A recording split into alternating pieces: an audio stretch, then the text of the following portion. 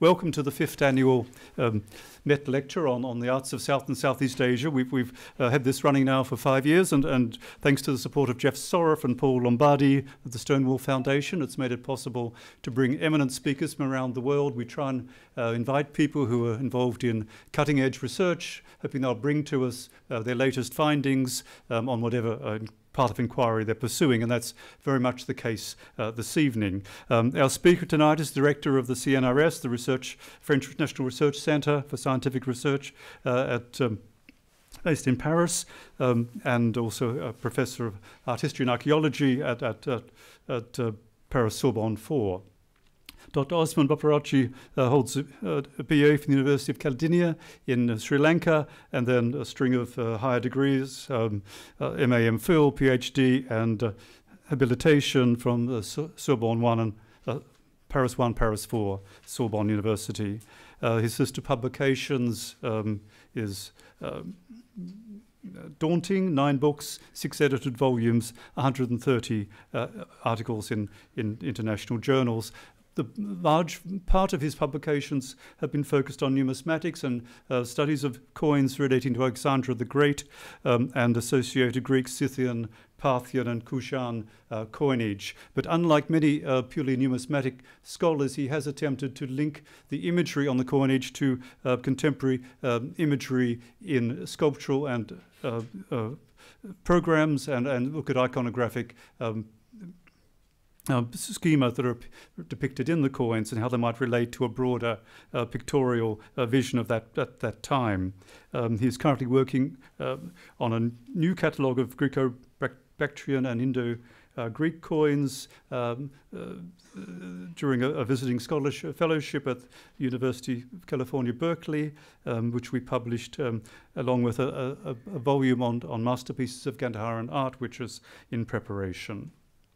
He serves currently as the director of the Sri Lankan French Archaeological Mission, which is behind the project we'll hear about this evening, and has other projects, again based at Berkeley, involved in the study of the Indian Ocean trading world and the role of Sri Lanka in that system.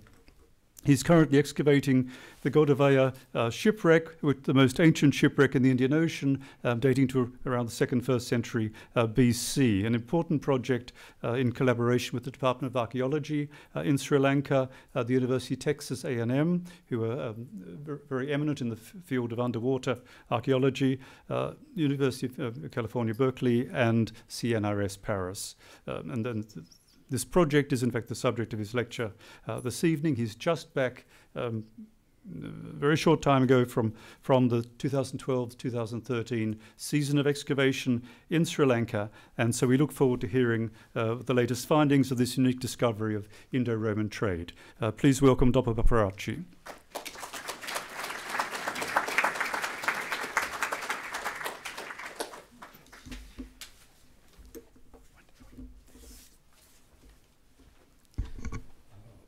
Thank you very much, Dr. John Guy, for. So may I first of all express my gratitude to Dr. John Guy, my good friend, the curator of South and Southeast Asian art at the Metropolitan Museum of Art, for introducing me with a lot of generosity, and also for inviting me to deliver the annual lecture on South and Southeast Asian art. I wish also to thank Jeff Soref and Paul Lombardi, and also the Jeff Soref Fund of Stonewall Community Foundation for sponsoring this event. I'm also much grateful to Dr. Christopher Lightfoot, Curator of Greek and Roman art, for kindly accepting to be the respondent of this talk.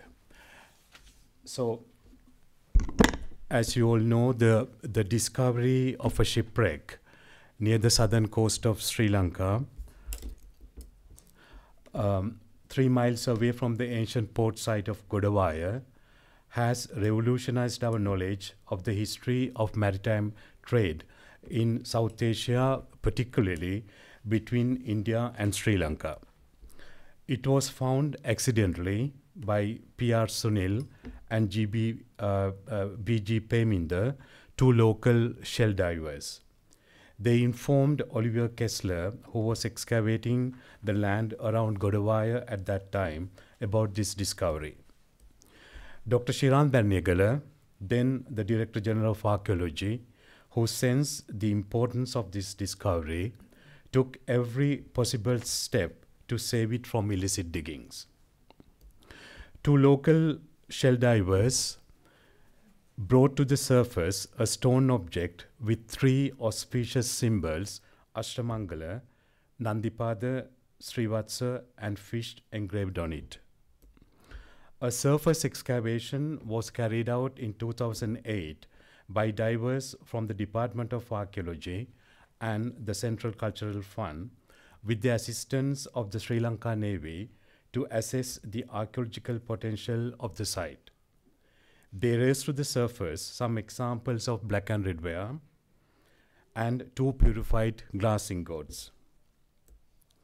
Invited by Dr. Senrat Disanayake, present Director General of Archaeology, we put together an international team of nautical archaeologists to undertake further research.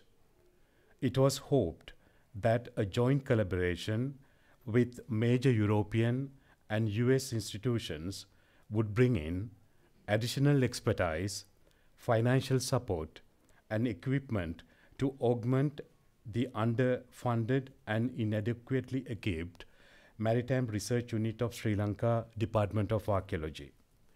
In 2009, we contacted Professor Deborah Carlson at the Institute of Nautical Archaeology, INA, at Texas A&M to discuss and develop a plan to excavate the shipwreck. The first step was taken in December 2010 by Deborah Carlson and Sheila Matthews in order to attain a clear picture of the overall dimensions and physical characteristics of the wreck. After securing a collaborative research grant from the National Endowment for Humanities, Sheila Matthews and Ken Trethway visited Sri Lanka in December 2011 to make further inquiries to determine the plans for the next long-term campaigns. Sri Lankan divers of the newly founded Maritime Archaeological Unit of the Department of Archaeology participated in this joint venture. Encouraged by these 2 exploratory programs, a team of 15 American and Sri Lankan and Turkish divers under the directorship of Deborah Carlson, Ken Trethway, and Sheila Matthews undertook a 5-week underwater excavation program in December 2011 and January 2013. As Dr. John Guy said, I just returned from there after the excavations. So I'm just showing you some of the photographs.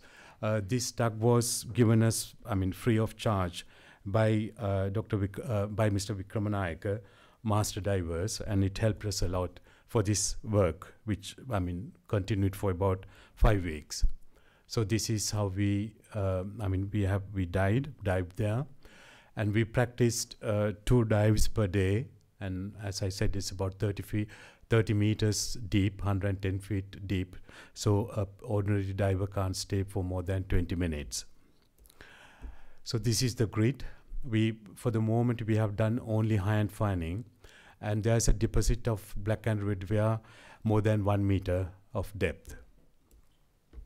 And this is the top of the ship. You can see the part of the hull and the divers, and a lot of jars of this kind. They are quite huge, and as you can see here. And also some of the pods, they are completely intact, and we raised them to the ground, and we are now working on them, what is inside it. Needless to say, we are still in the early stages of research, and our analysis of the wreck so far are preliminary. Further research will be conducted under the direction of Deborah Carlson and INA scholars in December 2013 for 3 months. At the end of this talk, we will outline how the Department of Archaeology and the Institute of Nautical Archaeology have planned to further develop the project. Our first observations are based on the initial operations conducted so far, and I alone am responsible for any conclusions drawn.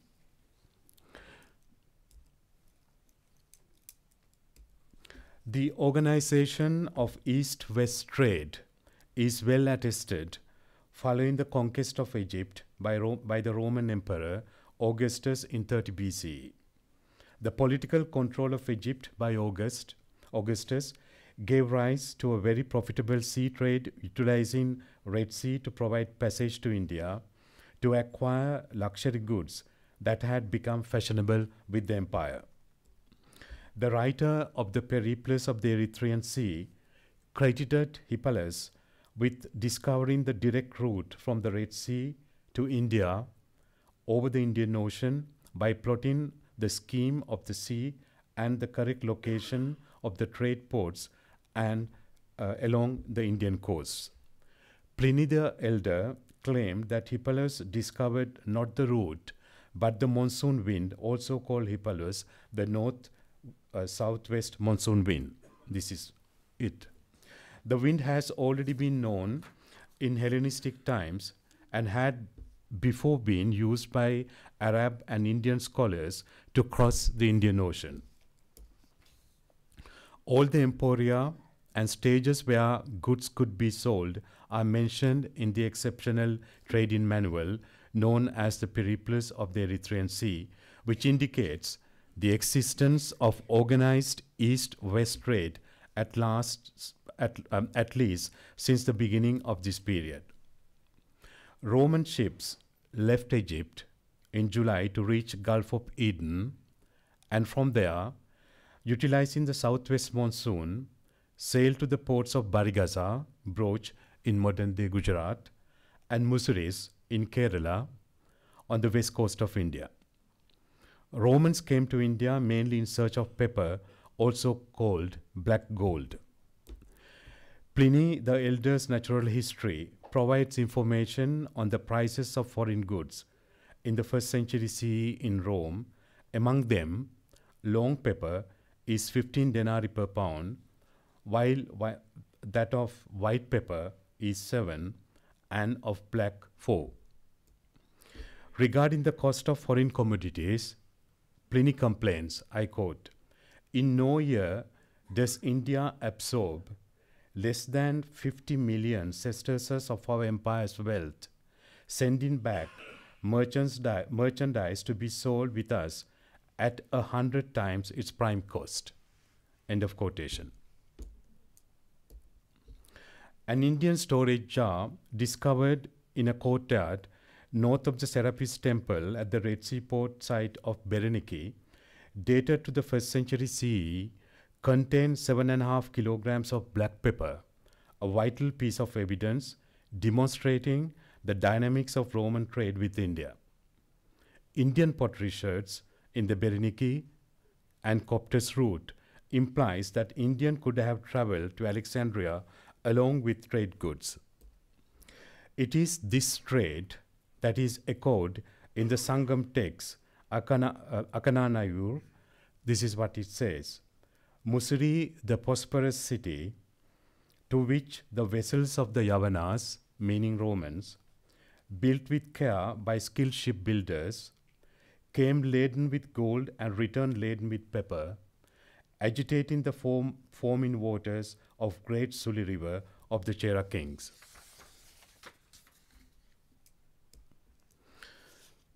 Pattinam, located in the Periyar Delta, 25 kilometers north of Cochin, recently discovered and excavated by P.J. Cherian and his colleagues of the Kerala Council for Historical Research, was no doubt a port city.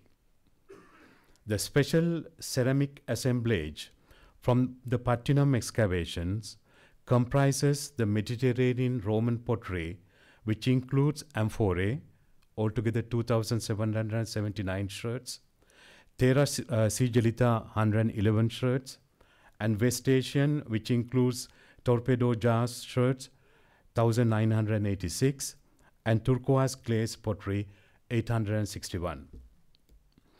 According to Roberta Tomber, The large quantities of amphorae, particularly from the 2011 excavations, reinforce the picture previously obtained of a peak of Roman contact during the later 1st century BCE and 1st century CE, although some shreds continue into at least the 2nd century CE.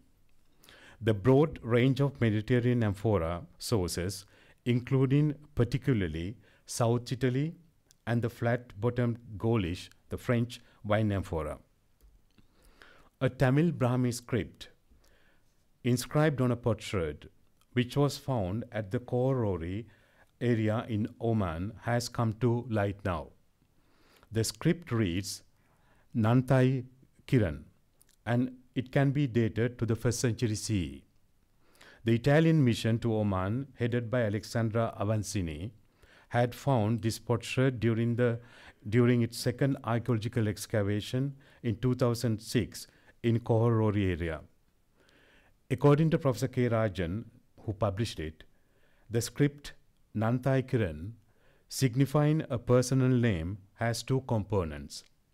The first part, Nantai, is an honorific suffix to the name of an elderly person.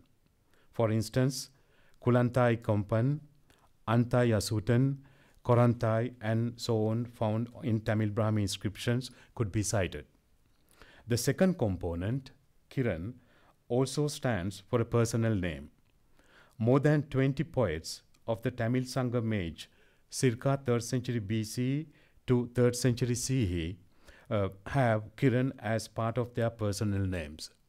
Thus, the broken piece of the pot carries the personal name of an important trader who commanded a high regard in the trading community.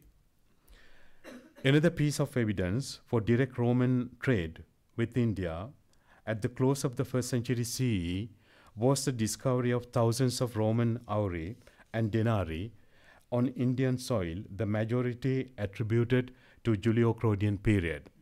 I just wanted to show you most of these coins have got Caesar marked on it, cut marks on it. The very first numismatist who worked on these coins said that since the Indian didn't like the Roman emperors, so they defaced the face of the emperor. It is absolutely untrue. I mean, these coins were circulating as bullion. They were imported to India for their gold. Since the coins were faked in ancient period, some of them were plated, so they checked every coin with these Caesar marks. That's the only explanation that you can give to them. Compared to the thousands of early imperial coins found in India, it is very interesting to note that very few of the early Roman types were discovered in Sri Lanka. Why did the Romans, who had commercial relations with India, not enter into direct trade in partnership with Sri Lanka? Strabo, the geographer, notes that from Taprobani, this is the Greek name for Sri Lanka, ivory, tortoiseshell, and other merchandise were brought in abundance to the markets of India. It may be that there was no need for Romans to go all the way to Sri Lanka as long as its products could be obtained easily and abundantly in Indian ports. It was during this period Indian exports such as black and red ware, and above all statues and portable reliefs denoting Buddhist origin reached the seaports and religious centers of the island. I'm just showing you some of them, not all of them. These are all made of Nagarjunakonda marble, and they are from Nagarjunakonda, as you can see on the here. You have the dream of Mahamaya, the interpretation of the dream of Maya, and perhaps Maya being conducted to Lumbini, and then a Yakshi, a Chamara, and very curiously you have got Eratos figure, the wing gunner figure, and this is a huge statue of 2 meters high made of Nagarjunakonda marble. It was during this period, however, a new era in Romans' relations with the island opens under the reign of Claudius. Following the visit to the island by Annius Plocamus, a collector of the Red Sea dues, it is believed that following this visit, a delegation from Sri Lanka was sent to the country of Romanuka, according to the Mahavamsa, the Chronicle of Sri Lanka, which means Rome. There is no doubt that Ptolemy's account of Taprobani marks the highest point of Greco-Roman knowledge about the island. Nevertheless, the great abundance of Roman third brass, starting from Constantine going up to Arcadius and Honorius in Sri Lanka, may be a result of a revival of Western powers through Oxymite, Himmerite, and Persian middlemen, which coincides with the foundation of Constantinople as the seat of the Roman Empire on the one hand, and on the other hand, the gradual shift of the focus of the trade from South Indian coast to Sri Lanka. To my knowledge, I mean, according to my work in Sri Lanka, so far we have found 250,000 Roman coins, what we call the third brass, starting from Constantine. They include the genuine coins, as you can see here, and also the local imitations. So if you look at the archaeological stratifications of Anuradhapura, Tissamaram and other places, these coins were in circulation from 5th century until the end of the 7th century, even after the collapse of the Roman Empire and the Byzantine Empire. What the Sri Lankans did was, I mean, they just imitated the portrait. Since they didn't know Latin, they didn't try to make it. And you can see some here. For example, on the top you have got the genuine type with the cross within the wreath and the cross. And you can see the only explanation they could give was the swastika that they know. And you can see what had happened to the cross here. And again, the portrait became almost like the portrait of Picasso. And on the reverse, you have got the swastika as well. So this was the legal tender in Sri Lanka for, and even here, this is a very important portrait of a Roman emperor. And the legend is replaced by these asterisks, and I mean just crosses, since they didn't know Latin. So it's quite important to have about 250,000 coins of this type. And the famous, of course, the most famous type, where you have two altars and the two guards. And this is the interpretation of the Sri Lankans of the same monetary type. So these coins were in circulation. Likewise, by the 5th century, Sri Lanka became the main center of trade in the Indian Ocean. From this period onwards, ports situated on the southern coast of Arabia played a vital role. So these are some of the objects again found in Sri Lanka corresponding to the 4th and 5th centuries. This is the oldest Nestorian cross found in Sri Lanka in Anuradhapura. I mean, Nestorians were very active in Sri Lanka. And here you have got intaglio of, I mean, it should be a Roman coin of Arcadius holding a roundish object in the hand. And here you have, this is a carnelian, and this is crystal, a woman with spreaded legs, and then you have a portrait of a Sasanian emperor, and you have got the glass, mosaic glass from Hais, and also imported vessel. The shifting of the starting point from Red Sea to the Arabian Sea, and the sea voyage, and the evolution in the speed of ships made the journey to Sri Lanka and beyond easy. A good image regarding the trade activities during this period emerges from the account of Cosmas, the Egyptian Greek monk of the 6th century CE. According to a description in his Christian topography, Sri Lanka was playing an important role in transmitting merchandise between East and West, a role once played by Western India.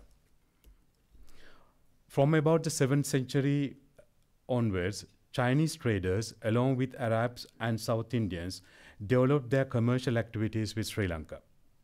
By the 8th century, the first trade links begin to take form. It was with the sudden burst of trade activities between China and Middle East from the 8th century onwards that Sri Lanka began to play a decisive role in the maritime trade between East and West. The main reason for these active trade relations between East and West was the unification of Arabian countries under the Islam, putting an end to the Sasanian power in 650 CE on the one hand, and on the other, the establishment of power by the Tang dynasty in China. It was at the peak of trade activities between West and East that the Bodhisattva Avalokiteshvara and his consort Tara, protectors of mariners, became very popular in India and Sri Lanka. Although the vast majority of modern scholarship takes for granted that ancient Sri Lanka was the home of the Theravada Buddhism, the evidence of materials prove that by the 6th century, Mahayana had gained a decisive victory over the orthodox tendencies of Theravada Buddhism. In this form, Mahayana Buddhism, the Bodhisattva Avalokiteshvara was worshipped either as a curer of the sick or savior of mariners from shipwrecks. Shrines for Avalokiteshvara and Tara are erected in almost all the important ancient seaports of the island around the 8th century CE.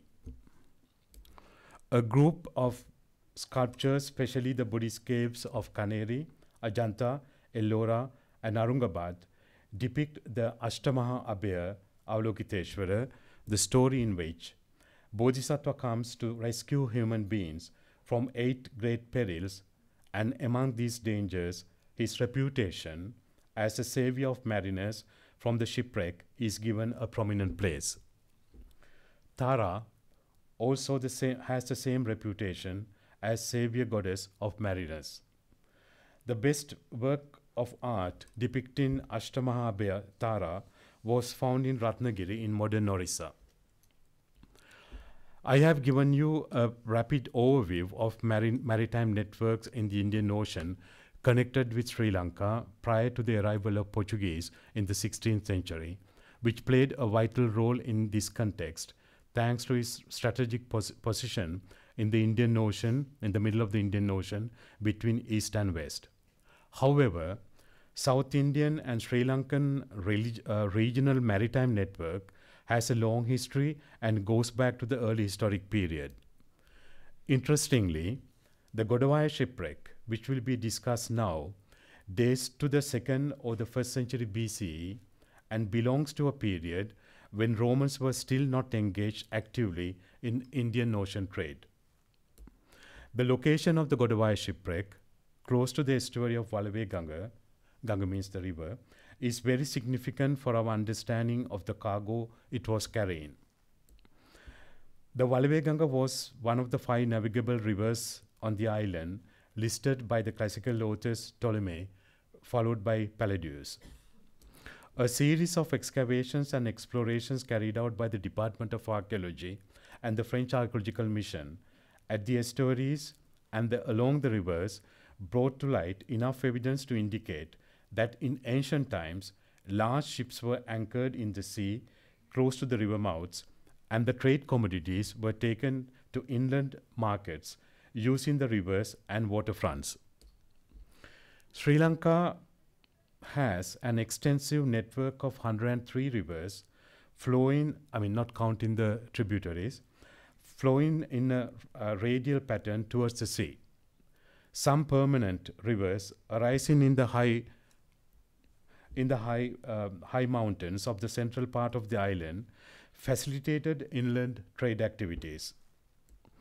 Their role was essential because the circumnavigation was practiced since the early historic periods as sailing through the Gulf of Mannar because of the sandbanks at Adams Beach would have been too great of a risk for big ships. Knowledge of the physical and climatic condition of the island is necessary to understand the role played by these rivers in the development of both international and inland trade. Sri Lanka, located 6 to 10 degrees north of the equator, has a tropical climate dominated by monsoon winds. Rising above 2,000 meters, the Central Massif in the south central part of the island stands the path of monsoonal winds and irrigates the headwaters of Sri Lanka's major rivers. The unequal rainfall determined by the strong southwest monsoon, May to August, and weak northwest monsoon, November to February, divides the island into wet and dry zones. The river basins originating in the wet zone of the Central Massif are perennial, but the ones other than the Mahaveli Ganga in the dry zone are only occasional. However, prior to the colonial period and the destruction of the tropical forests in the central mountains to make way for coffee and then for tea plantations, the dry zone was certainly abundant with smoothly functioning hydraulic conveyances. Over the last 17 years, the Department of Archaeology and the French Archaeological Mission explored the following river estuaries: Salawatotta at the Daduroya, Wattala and Kaliniganga, Kalatitta at Kaluganga, Bhimatitta, all the Titta means the port or the seaport at Bentotaganga, and Gimatitta at Ginganga, Mahavalukagama at Veligama, and with the Polvattaganga, and Nilwala Titta at Nilwala Ganga. We obtained positive results from the excavations and explorations conducted at Giribaba on the left bank of Kalaoya, which flows to the sea at Uruvelapatnam, at Panirendava on the left bank of Daduroya, which flows to the sea at the ancient seaport of Salawatotta, and at the village of Pilapitia on the right bank of Kaliniganga, about 7 kilometers from the ancient seaport of Vattala, and Ribiagama on the left bank of Valaveganga, which flows to the sea at Godavaya.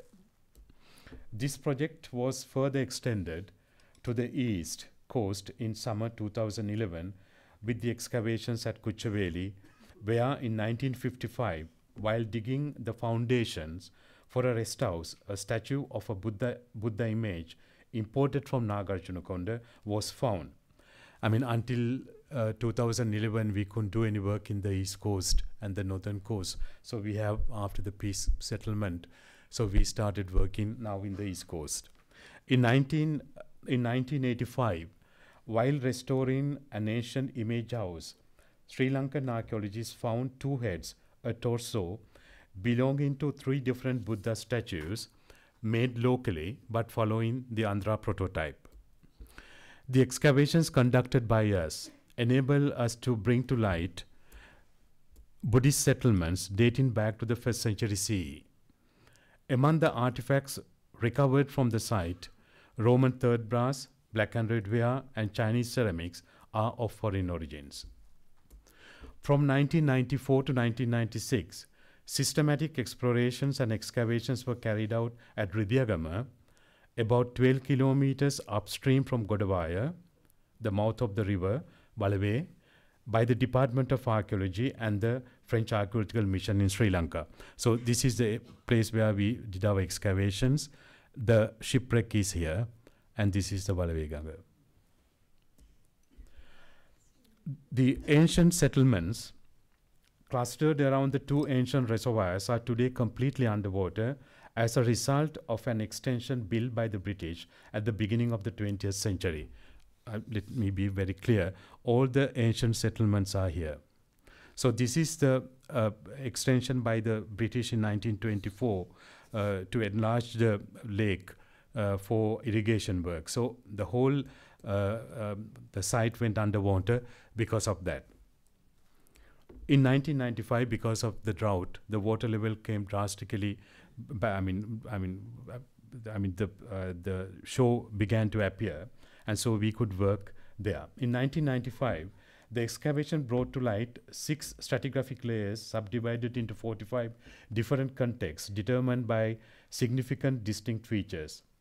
Approximate dating of the different phases of settlement from 4th century BCE to 7th century CE is supported by black and red ware, Roman coins, and other additional pottery types, copper slags, followed by iron slags and beads.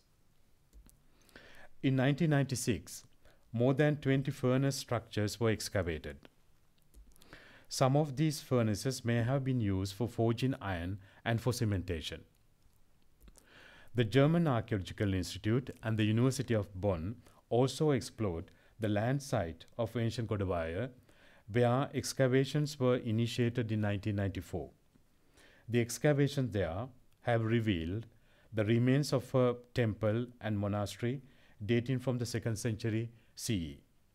Similar diagnostic finds such as imported Persian and Chinese pottery, Roman coins, beads, bangles, and stamped bricks attest to the scope of variety of Godavaya's commercial network.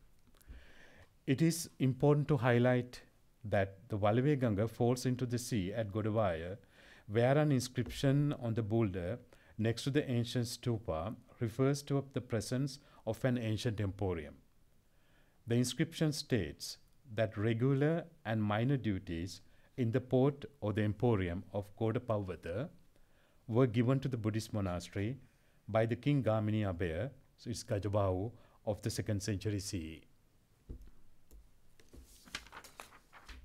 The study of the Godavaya wreck cargo in a firm archaeological context provides significant data on the close cultural, social, religious, and commercial interaction between Sri Lanka and Tamil Nadu in southern India during early historic period. According to surface exploration, the shipwreck 3 miles from the estuary of the Walave Ganga was carrying grinding stones, black and red ware vessels, iron and copper bars, and very significantly, purified glass ingots. Metal samples taken from the shipwreck were positively identified as copper and iron by Maurice Bleda-Marcon by scanning electron microscopy energy dispersive X-ray analysis. The discovery of furnaces which may have been used for forging iron or for cementation at Ridiyagama, and windblown furnaces at Samanalawa in the Upper Walave River Valley are absolute proof for the existence of iron smelting technology as early as the beginning of the Common Era. So this is the experimental furnace built by Jill Julef and Dr. Shiran Dharaniyagala, who was then the Director General of Archaeology. So Tuyer were facing the monsoon winds. They were blowing at a speed of 125 to 200 kilometers per hour. And it was, I mean, there was no ventilation at all, the artificial ventilation. And the first attempt was a failure, and the second attempt was really a success, and they made steel. It is still too early to hypothesize on the relationship between the furnaces and Godavaya cargo, but further analysis of the iron and copper bars might enable us to determine their origin. Let us turn to the other objects uncovered from the Godavaya wreckage site. The first object uncovered and the first piece of evidence regarding the chronology is a grinding stone. The finding of the upper and the lower grinding stones during this year's excavations enable us to consider them as grinding stones. The newly found stone has a zigzag stripe pattern similar to the one found buried under the Yatala Stupa terrace located in Tisamarama, the ancient capital of Rona. The stupa was built in the 2nd century BCE, and the terrace is dated to the 2nd century BCE. The first grinding stone recovered by our 2 fishermen is analogous to the one carrying an inscription also found buried under the Yatala Stupa. The inscription of the latter is in Prakrit, written in early Brahmi script, and can be paleographically dated to the 3rd or 2nd century BCE, which reads very clearly Gutam, and especially this form of Ma is very early, the 3rd century BC, Gutamanisa. The first stone found in the Godavaya shipwreck, though deprived of an inscription written in early Brahmi, has 3 auspicious symbols carved on the surface of the stone. 2 fish symbols, the Nandipada, footprint of the bull Nandi, Shiva's vehicle, and the Srivatsa, Sanskrit for endless knot, the mark on Vishnu's chest where his consort Sri Lakshmi resides. The stylized depictions of these 3 auspicious symbols appear on the reliefs and also on the chatras, the parasol, of ancient stupas, such as the one on the screen from Sarnath, dating back to the 1st century BCE. The carvings on a stamba column at the northern Ayaka frontispiece of the Jetwanarama Dagaba in Sri Lanka, built by King Mahasena, 274 to 301 CE, the Srivatsa appears in a Buddhist context. The fish symbol can also be seen on the Sangam age coins of the 3rd century and 2nd century BCE. The earliest coins in Sri Lanka bear designs derived from the second series of Pandyan multi-type coins struck during the period 210 to 175 BCE. It is interesting to note that a similar type of coin was found in the structural period G, which dates the 2nd century BCE from the Sri Lanka and British excavations conducted in the ancient citadel of Anuradhapura by Robin Cunningham and Shiran Dharanegala. This object thus provides strong evidence for the close cultural links between Sri Lanka and India, and confirms further the hypothesis according to which boats leaving India were sailing around the east coast of Sri Lanka so as to reach the dynamic port sites of the south. According to their typology, the black and red wear shirts, we call them black and red wear because they are black inside and red outside, collected from the surface of Godavaya shipwreck, can be dated by their typology approximately to the 2nd century BCE. We haven't found a single pot which can be dated after the 2nd century BCE. So we compared with the excavations at the citadel of Anuradhapura by Robin Cunningham and Shiran Dharanegala, and also Tissamaharama by the German archaeologists headed by Vaisa, and our own excavations at Ridiyagama and at Kalaniya. As mentioned earlier, at Ridiyagama and many sites on the Walave Ganga, large quantities of early megalithic black and red ware, some of which were engraved with early historic symbols, have been collected. A comparative study on these post-Pyrene graffiti marks, usually found on the shoulder portion of the black and red ware, uncovered in excavations at Kodumanal in Tamil Nadu and at Ridiyagama and Kalaniya in Sri Lanka, respectively, show that these ceramic objects may have a common origin. The moon symbol, ladder-like symbol, and swastika symbol are found in all sites individually or in various composite forms with arms branching out. It is also interesting to note that the most ancient layers of the excavations at Kalaniya, conducted by the Department of Archaeology and the French Archaeological Mission, brought to light fragment of black and red ware which can be dated with certainty back to the 6th century BCE, as confirmed by calibrated dating obtained on the basis of C14 analysis. The occurrence of the same individual or composite graffiti marks in both in Sri Lanka and in Tamil Nadu sites enable us to support without much of a risk that there was a continuous cultural and trade contacts between these two regions. The preliminary investigations on glass ingots from Godavaya shipwreck carried out by James Langton and Bernard Gratius opened the doors to the study of glass exchange in South and Southeast Asia, and these samples are exactly the type of archaeological material essential for a more complete understanding. So let me explain. So these are some of the ingots. We took only 4 for the moment to the surface. One is blue, one is green, and the one what we took this year is black. And they poured into pots, unbaked pots, the purified glass, and when the glass got solidified, they broke the outer part of it. So the brownish part that you can see here, this is the remaining of the pot, and this is the glass. The chemical compositional analyses on the glass samples were performed using laser ablation inductively coupled plasma mass spectrometry at l'Institut de Recherche sur les Arcs Matériaux Centre Ernest Babylon of CNRS at the University of Orléans.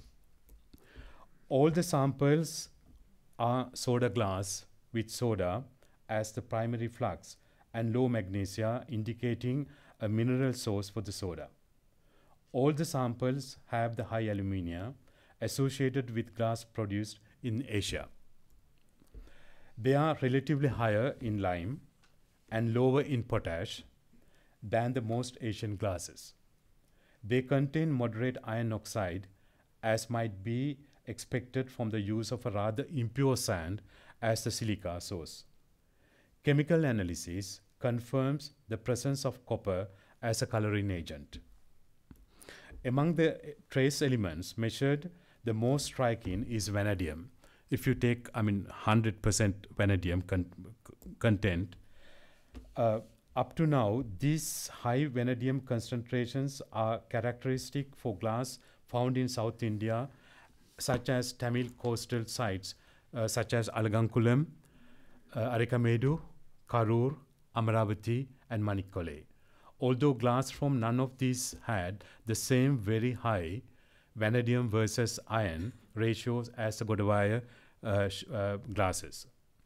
On the other hand, glass most likely produced at such contemporaneous Sri Lankan sites as Giribava is much lower in vanadium and vanadium versus iron ratios, making Sri Lanka an unlikely source for the Godavaya ingots. So here we have got the Sri Lankan sites, Ridhigama, Tissamaharama, and other places, and also Giribava.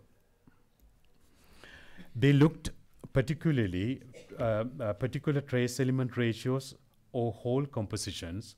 The results strongly suggest a South Indian origin for the Godavaya glass, with a particular focus on such unexplored site as Manikkole and Appur. So hopefully this year, if we get enough funds, we hope to carry out more work here at this place called Giribava, where we found furnaces for making glass. And also in Manikkole in South India.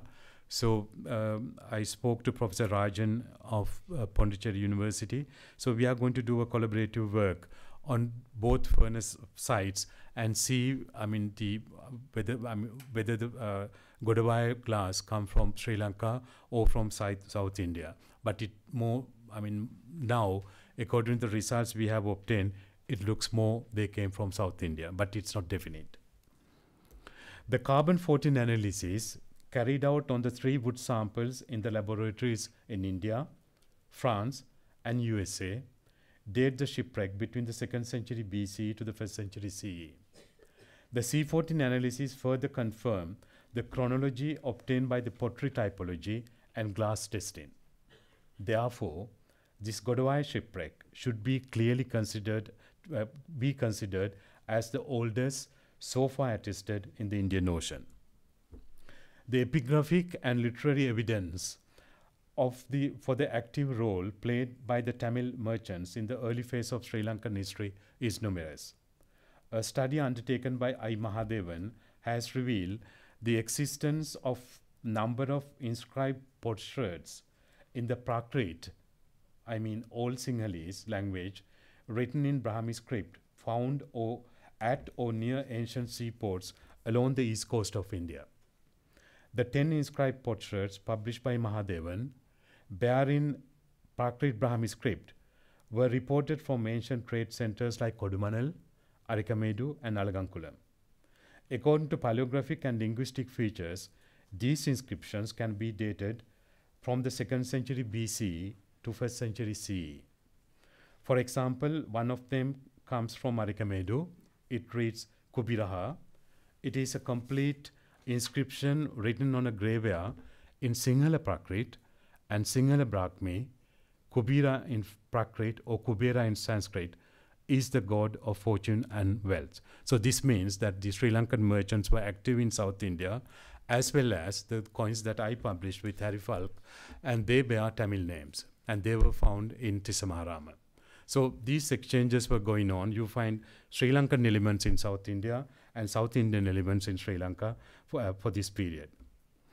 It goes without saying, any research on the maritime trade in the Indian Ocean connected with South India and Sri Lanka has to be based on a scientific survey of the shipwreck at Godavaya. These are some of the other inscriptions denoting Tamil names in Sri Lanka. The site itself is challenging, as the ship lies at the depth of 110 feet in an area with strong currents during half of the year. On the other hand, even at such a depth, the water is incredibly clear. which greatly facilitates archaeological work in comparison to sites in the Mediterranean. During the winter monsoons, especially between December and January, soft currents make the site conducive to diving. In the following seasons, we hope to map, excavate, and conserve the artifacts from the Godavaya wreck using the methods developed and refined by the Institute for Nautical Archaeology, University of Texas A&M, over the past 5 decades. The provenance of all the artifacts are and will be recorded by a digital, by means of a digital photogrammetry system designed in large by the archaeologists Jeremy Green from Australia and Sheila Matthews from United States. We hope to carry out scientific analysis of wood to determine the origin.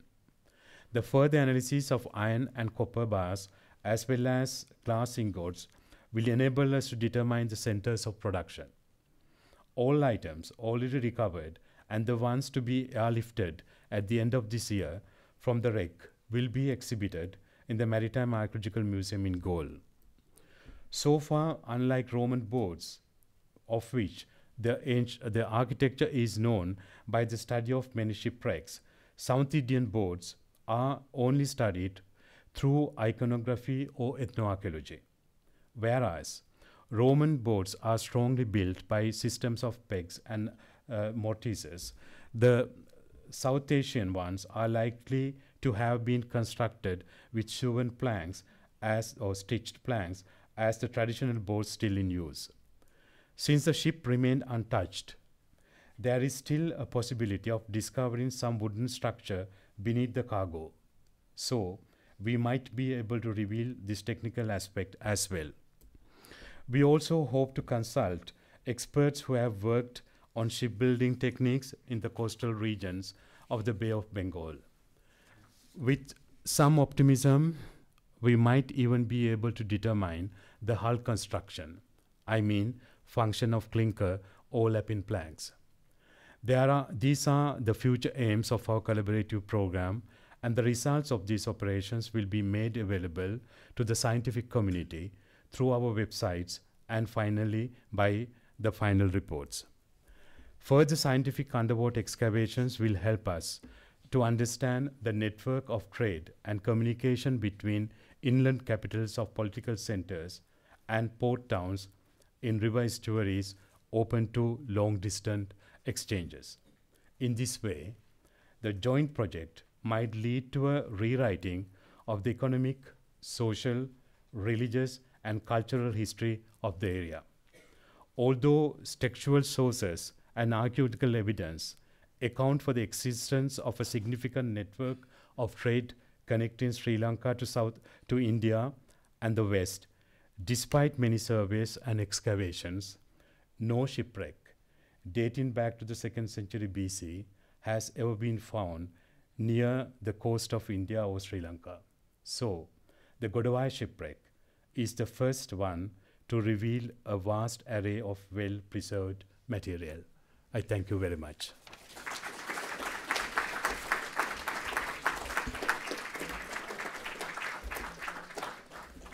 Thank you very much, sir. Now I'd like to invite Christopher Lightfoot from the Greek and Roman Department to respond to the lecture. Thank you, and make the vote of thanks. Well, I think on behalf of everyone here, I'd like to thank Dr. Bopearachchi for a fascinating and wide-ranging talk this evening. It covered so many different subjects, but what struck me was that we're now beginning, in this last few years, to see something of the maritime trade between the Mediterranean world and India and Sri Lanka and further east. Some of you may recall that back at the turn of the millennium, this museum held an interdepartmental exhibition called the Year One, which featured prominently Rome, of course, and also China. And what linked the two was, of course, the famed Silk Road, the land route between China and Persia and the Mediterranean. But here tonight we have seen the maritime route, and it was very nice that Dr. Bopearachchi started with talking about the importance of the spice trade in this southern route. Not silk but spices were what the Romans particularly were after in the Indian subcontinent from the 1st century AD. But the interest in the West clearly started before. So this second or 1st century BC shipwreck off the southeast coast or on the southeast coast of Sri Lanka is fascinating for us. Although the material, to me personally as a Romanist, is a classicist, it's disappointing that it doesn't seem to contain any Roman or Hellenistic material as such. But as someone who works on ancient glass, of course, the revelation of glass ingots at this shipwreck is really phenomenal, because I only know of one other shipwreck, the Uluburun shipwreck, which is a late Bronze Age shipwreck off the south coast of Turkey, where glass ingots have been found. And I don't think there is any other shipwreck anywhere, ancient shipwreck, which has produced glass ingots.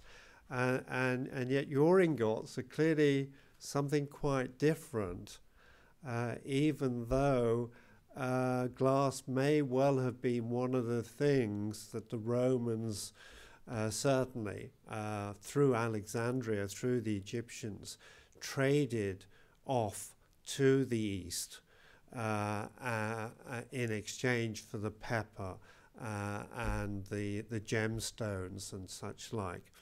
The Romans, just as people today complain about the imbalance of trade between East and West, but it clearly wasn't quite like that. As Dr. Bopearachchi showed, there's a lot of evidence in India and Sri Lanka for amphorae, as well as all these bronze coins, which really weren't worth a great deal. So I'm not quite sure what they're doing there. Perhaps you can tell us. But the amphorae didn't just turn up there on their own. They clearly were used to transport, as storage jars, transport goods from the Mediterranean world. And presumably wine was one of the major imports. Although I think Pliny the Elder also refers to white slave girls being sent to India as well, perhaps even as far as from Roman Britain, who knows. I don't, I think, have any specific questions for you, Dr. Bopearachchi, but perhaps you could address it. I mean, you touched on at the end this fascinating subject of the boat construction as well, and we're waiting with bated breath to see if below this heavy deposit of pottery you get anything of the hull, and see what sort of construction it is and how it compares with and of course with connections further east. You referred in your wide-ranging talk to both Persian, Iranian pottery and to Chinese pottery appearing, and so it would be interesting to see if there's anything in the shipwreck or in the other ground excavations that you're doing of material from Southeast Asia or even from China itself. Because I once heard a story of them finding a shipwreck in the Red Sea which they thought was a Chinese junk.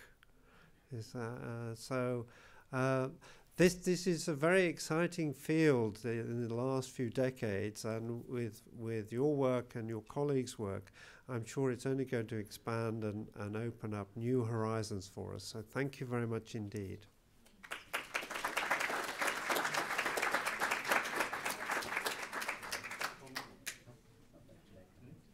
Yes, please. Thank you very much for.